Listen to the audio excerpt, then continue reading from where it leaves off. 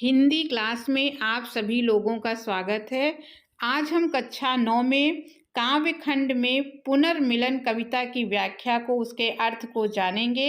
इसे जयशंकर प्रसाद ने लिखा है, जो उनकी पुस्तक कामायनी से लिया गया है और ये कामायनी के निर्वेद सर्ग से इसको लिया गया है। तो बच्चों, आज हम इसके अर्थ को पढ़ेंगे। आप इस वीडियो को पूरा देखिएगा ताकि आपको अर्थ और व्याख्या अच्छी प्रकार से समझ में आ जाए। और अगर वीडियो पर नए हैं तो इसे सब्सक्राइब कर लीजिएगा ताकि इस तरह के वीडियो जो बने वो आप तक फ़ौरन पहुंच जाए। तो अब हम इसकी व्याख्या को देखेंगे। कविता को पढ़ने से पहले हम लोग इसके काव्य सौंदर्य को देख लेते हैं। पूरी कविता का जो काव्य सौंदर्य है, तो इसमें अगर भाषा देखी जाए तो शुद्ध साहित्यिक खड़ी बोली का इसमें इस्तेमाल किया गया है और शैली जो है वो भावात्मक और चित्रात्मक शैली का इस्तेमाल किया गया है।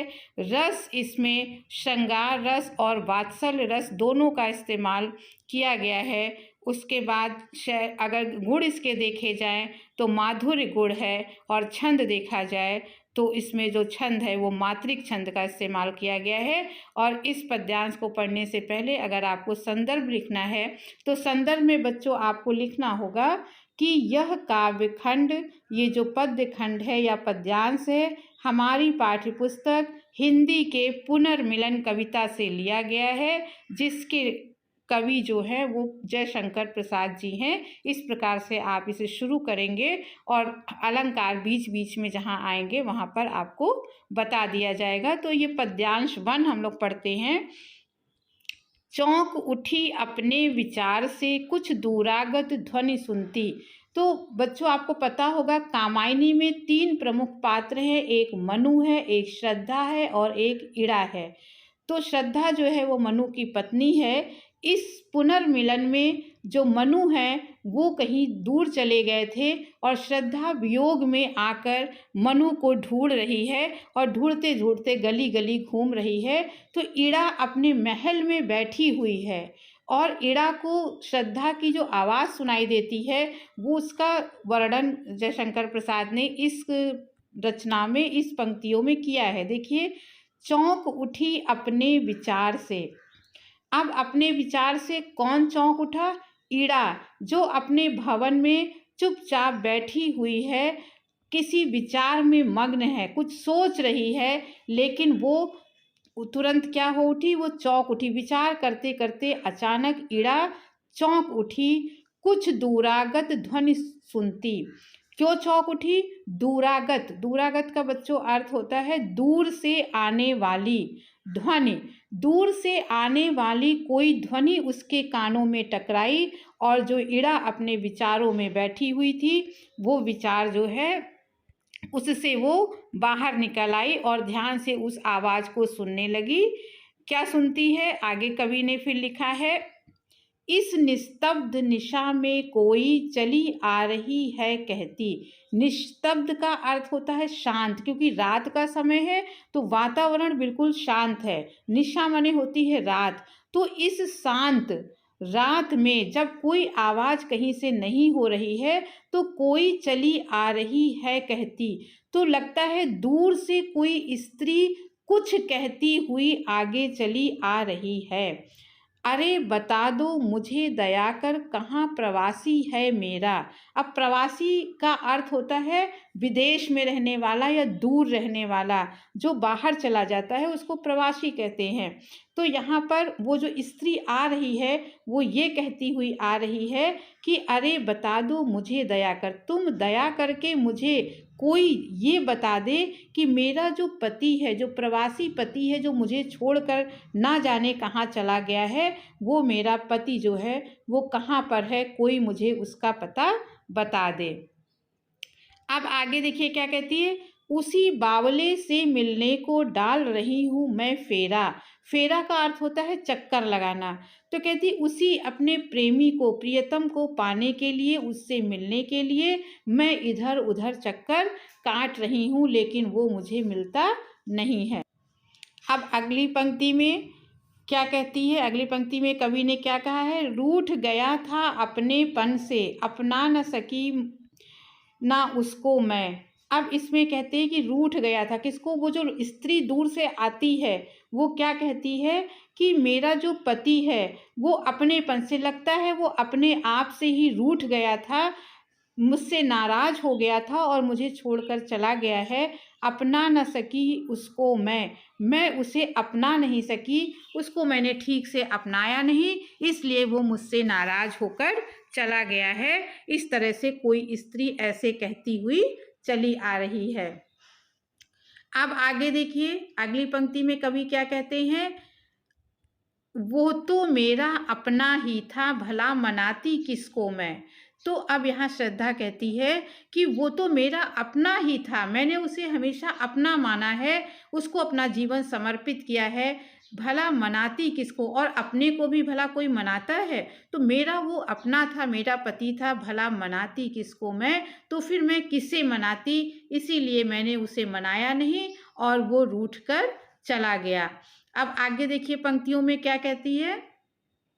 यही भूल अब सूल सदृश हो, साल रही उर में मेरे। उर का मतलब होता है हृदय, शूल का मतलब होता है कांटा, सदृश माने होता है समान। मेरी यही भूल कि मैंने उसको मनाया नहीं, तो वही कांटा बनकर, वही भूल कांटा बनकर आज कांटे के समान हो गया है, जो मेरे हृदय को अभी भी चुभा हुआ है और मेरे हृदय को कष्ट पहुंचा रहा है। कैसे पाऊंगी उसको मैं? अब मैं अपने पति को, जो मुझको छोड़कर चला गया है, उसे मैं कैसे पा सकूंगी? अब यहाँ पर श्रद्धा फिर आगे क्या कहती है? कोई आकर कह दे रे, कोई आकर मुझे ये बता दे कि मैं अपने पति को कहाँ पर प्राप्त करूं, कैसे उसे मैं पाऊं। तो इस तरीके से श्रद्धा जो है अपने पति को ढूंढ रही है। अगला देखिए, अगली पंक्तियों में क्या कहा है? ईड़ा उठी दिख पड़ा राजपथ। अब ईड़ा क्या करती है? ईड़ा ने उस स्त्री की आवाज को सुना। अब सुनकर वो क्या कहती है?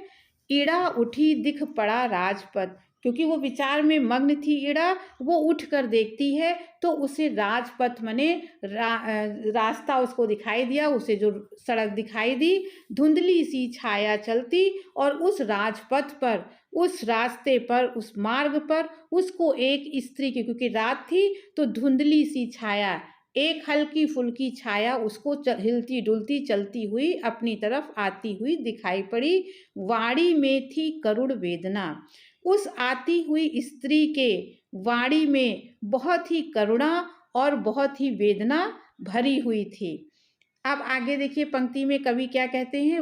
वह पुकार जैसी जलती, वह पुकार जैसी जलती। उसके जो वाणी थी उसमें वो करुण पुकार थी, करुणा थी, वेदना थी, और वो पुकार ऐसा लगता है कि वो स्त्री वियोग में जल रही है और अपने पति को या किसी को ढूंढ रही है। शिथिल शरीर शरीर वसन विश्रंखल, कहते उसका जो शरीर है, शिथिल माने थका हुआ, उसका शरीर, उस स्त्री का शरीर थका हुआ दिखाई दे रहा है। वसन का मतलब होता है वस्त्र, उस स्त्री ने जो वस्त्र पहने हैं वो वस्त्र भी विश्रंखल माने अस्त व्यस्त हो गए हैं, उसके जो वस्त्र हैं वो अस्त व्यस्त हो गए हैं। कबरी अधिक, अब यहाँ पर कवि क्या कहते हैं कि कबरी अधिक अधीर खुली। बच्चों, कबरी को क्या कहते हैं? वेड़ी, जो चोटी उसकी बंधी हुई है, उसकी जो चोटी है वो खुल गई है, उसके बाल बिखरे हुए हैं। छिन्न पत्र मकरंद लुटी सी, उसके जो पत्र है मकरंद, ऐसे लगता है कि जैसे कोई फूल हो और उसके जो पत्ते हैं, पत्र माने पत्ता, उसका पत्ता जो कली हो, उसका पत्ता जो है वो छिन्न भिन्न हो गया हो और उसके पराग को, फूल के पराग को कोई लूट ले गया हो, जो मुरझाई हुई कली, और वो स्त्री मुरझाई हुई कली के समान दिखाई पड़ रही है। तो अब आगे देखिए क्या कहते हैं कवि, आगे की पंक्तियों में, नव कोमल अवलंब साथ में वह किशोर उंगली पकड़े। अब वो स्त्री अकेले नहीं है, यहाँ पर कवि ने आगे क्या कहा कि नव कोमल अवलंब साथ में। अब जो आने वाली स्त्री है अकेली नहीं है, उसके साथ नव माने एक नया, एक जो छोटा है, कोमल सा, अवलंब माने सहारा, एक छोटा बच्चा उसके साथ में है, वह किशोर उंगली पकड़े। एक छोटा सा बालक भी उसके साथ है जो उसकी उंगली पकड़कर उसके साथ ही चला आ रहा है। चला आ रहा मौन धैर्य सा अपनी माता को जकड़े। अब अगली पंक्ति में क्या कहते हैं कि चला आ रहा मौन धैर्य सा। वो बच्चा जो है वो बिल्कुल मौन है और धैर्य धारण करते हुए वो चला रहा। धैर्य सा यहाँ पर आपका उपमा अलंकार हो जाएगा। तो वो जो उंगली पकड़े बालक है बिल्कुल मौन होकर चला रहा है, अपने माँ का हाथ पकड़े, अपनी माता को जकड़े, अपनी माता को पकड़कर वो चला रहा है। थके हुए थे दुखी बटोही। वो दोनों जो बटोही कहते हैं पथिक राहगीर को, वो दोनों राहगीर माँ और बेटे बहुत ही दुखी थे और थक चुके थे चलते चलते। वे दोनों ही माँ बेटे बहुत थक चुके थे, दुखी थे। खोज रहे थे भूले मनु को। मनु जो खो गए थे, जो उन्हें छोड़कर चले गए थे, वो मनु को खोजते हुए आ रहे थे, जो घायल होकर लेटे, जो इड़ा के महल में घायल होकर मनु लेटे थे, उसी मनु को ढूंढते हुए श्रद्धा जो है वो चलती हुई अपने बेटे को पकड़े चली आ रही है। तो अब हम लोग आगे की पंक्तियां देखते हैं। आगे अगला देखिए, अगला पद्यांश है, इड़ा आज कुछ द्रवित हो रही। अब इड़ा उसकी करुणा को, उसकी स्त्री की वेदना को देखकर, अब इड़ा की जो मना स्थिति है वो कवि ने कहा है कि इड़ा आज कुछ द्रवित हो रही। उनकी करुणा को देखकर इड़ा भी करुणा से भर गई है, दुख से भर गई है। दुखियों को देखा उसने, जब उसने दोनों दुखियों को देखा तो उसके अंदर भी करुणा आ गई। पहुंची और पास और फिर पूछा। अब इड़ा उस स्त्री के पास पहुंची और फिर उससे पूछा, तुमको बिसराया है किसने? बिसराया का अर्थ होता है भुलाया। तुम्हें किसने भुला दिया है? उसने क्या कहा कि तुमको किसने बिसराया, मैंने तुम्हें किसने भुला दिया है जिसके लिए तुम इधर उधर भटक रही हो। इस रजनी में कहाँ भटकती जाओगी तुम बोलो। रजनी माने होता है रात। इस रात में भला तुम कहाँ भटकती इधर उधर फिर रही हो, और रात हो गई है, साथ में तुम्हारे छोटा बच्चा है, तो तुम इस रात में कहाँ जाओगी मुझे बताओ। बैठो आद अधिक चंचल हूँ, व्यथा गांठ निज खोलो तो। तुम मेरे पास बैठो, आज मेरे अंदर चंचलता भरी हुई है। मैं सुनना चाहती हूँ, जिज्ञासा है कि तुम्हारी क्या व्यथा है। तुम अपने व्यथा, अपने दुख की गांठ, अपने मन के भय को, अपने मन की पीड़ा को आज मेरे सामने तुम प्रकट करो। अब आगे देखिए, अब अगली पंक्तियों में इड़ा और श्रद्धा से क्या कहती है उसके बारे में पूछती है। इड़ा की तुम अपने मन की जो पीड़ा है, जो दुख है, वो हमें बता दो। तो अब श्रद्धा ने इड़ा को अपनी पीड़ा के बारे में बताया कि जीवन की लंबी यात्रा में खोए भी हैं मिल जाते। अब इड़ा क्या कर रही है, वो श्रद्धा को समझाते हुए कह रही है कि जीवन जो है बहुत लंबा है, जीवन की जो लंबी यात्रा है उसमें खोए लोग भी मिल जाते हैं। तुम परेशान ना हो, अगर तुम्हारे पति खो गए हैं तो वो भी मिल जाएंगे। जीवन है तो कभी मिलन है, कट जाती दुख की रातें। अब यहाँ पर क्या कहती कि अगर जीवन है तो कभी मिलन है, अगर जीवन है तो बिछड़े हुए लोगों से मिलन भी हो जाता है। कट जाती दुख की रातें, और दुख की लंबी लंबी रातें भी कट जाती हैं। आगे क्या कहती है, श्रद्धा रुकी कुमार श्रांत था। श्रांत का अर्थ बच्चों होता है थका हुआ। श्रद्धा, जब इड़ा ने ऐसी सांत्वना वाली बातें उससे की तो श्रद्धा रुक गई। कुमार भी थका हुआ, वो समझ गई कि उसका जो बच्चा है, जो बालक है, वो बिल्कुल थका हुआ है, मिलता है विश्राम यही। श्रद्धा ने सोचा कि आज हमें यहीं पर विश्राम करना चाहिए, अपनी थकान मिटानी चाहिए। चली इड़ा के साथ जहाँ पर वन्य शिखा प्रज्वलित रही। तो कहती इड़ा के पीछे पीछे श्रद्धा भी चली आई, जहाँ पर आग की शिखा, आग की ज्वाला एक जगह जल रही थी, वहाँ पर इड़ा श्रद्धा को लेकर गई। अब अगली पंक्तियों में सहसा कवि ने क्या कहा, सहसा धधकी वेदी ज्वाला मंडप आलोकित करती। इन पंक्तियों में कवि कहता है कि उसी समय वेदी माने यज्ञ, यज्ञ की जो यज्ञ वहाँ हो रहा था, उस यज्ञ की ज्वाला जो है, आग जो है, बहुत तेजी से भड़क उठी और मंडप आलोकित करती और पूरा जो मंडप था, पूरा जो महल था, वो प्रकाशित हो गया।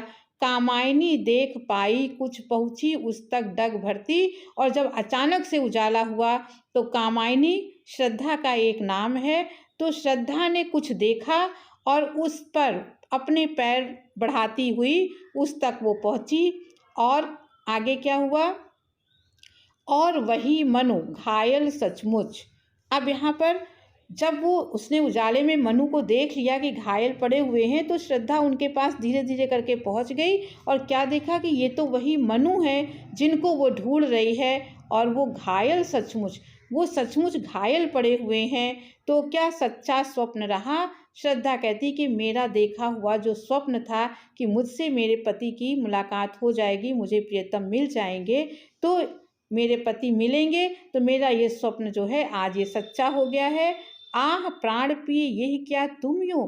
अब उसके मुंह से निकलता है, अरे आप यहाँ पर, ये क्या, आप इस प्रकार से कैसे घायल हो गए? घुला हृदय बह नीर बहा।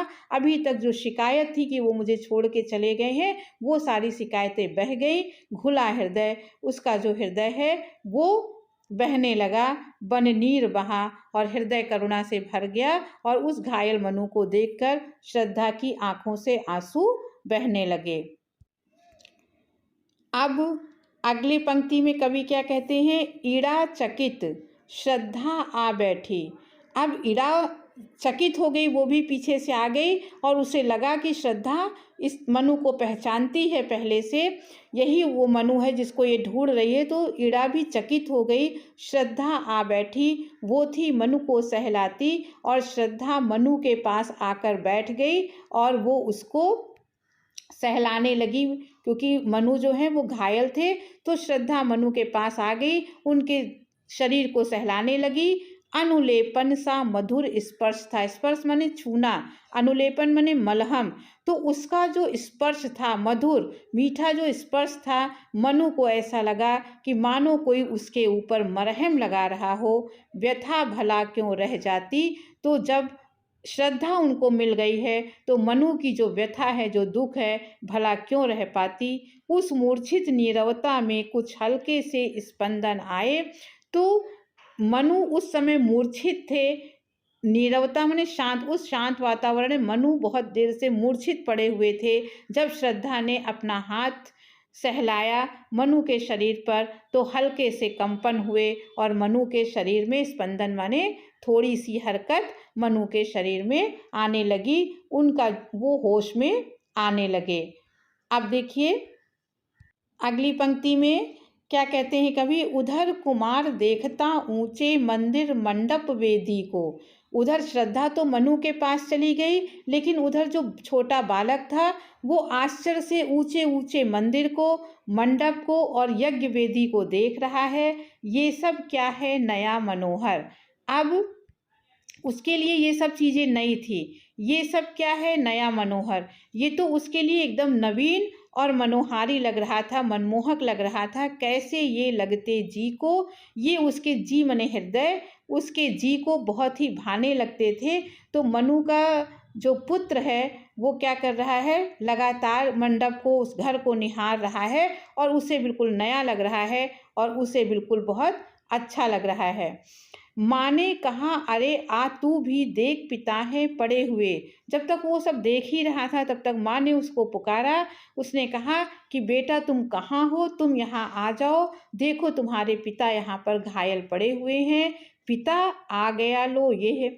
अब उसने सुना कि पिता यहाँ है तो वो उसने माँ से कहा, लो मैं आ गया हूँ पिता के पास। और ऐसा कहते हुए वो पिता के पास चला गया। कहते उसके रोए खड़े हुए और ऐसा कहते हुए उसके जो रोए हैं वो खड़े हो गए।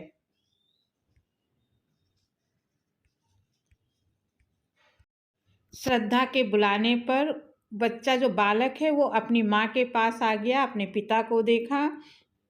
उनको देखकर अपनी माँ से कहा कि माँ तुम जल दे दो, पिताजी कुछ प्यासे होंगे, क्या बैठी कर रही यहाँ। तुम यहाँ पर बैठी क्या कर रही हो? मुखर हो गया सोना मंडप और बच्चे की आवाज़ से सारा मंडप भर गया, सारा जो घर है वो भर गया, ये सजीवता रही कहाँ। और कहती है कि अब जो घर में कोई प्राणी नहीं था, सब बिल्कुल शांत माहौल था, वहाँ पर बिल्कुल सजीवता आ गई, सब लोग सजीव हो गए। अब देखिए आगे की पंक्तियों में कवि क्या कहते हैं, आत्मीयता घुली उस घर में, छोटा सा परिवार बना। अब वो चारों लोग उस घर में, मनु को भी होश आ गया, अब चारों लोगों में एक आत्मीय संबंध बन गया, एक अपनापन आ गया। आत्मीयता का मतलब होता है अपनापन होना। छोटा सा परिवार बना, उन चारों लोगों का ऐसा लगा मानो एक छोटा सा परिवार बन गया हो। छाया एक मधुर स्वर उस पर, श्रद्धा का संगीत बना। अब एक मधुर स्वर, एक सुंदर जो स्वर लहरी है उस भवन में तैरने लगी और श्रद्धा को ऐसा लगा मानो सुंदर संगीत जो है वो इस भवन में चारों ओर आ गया हो।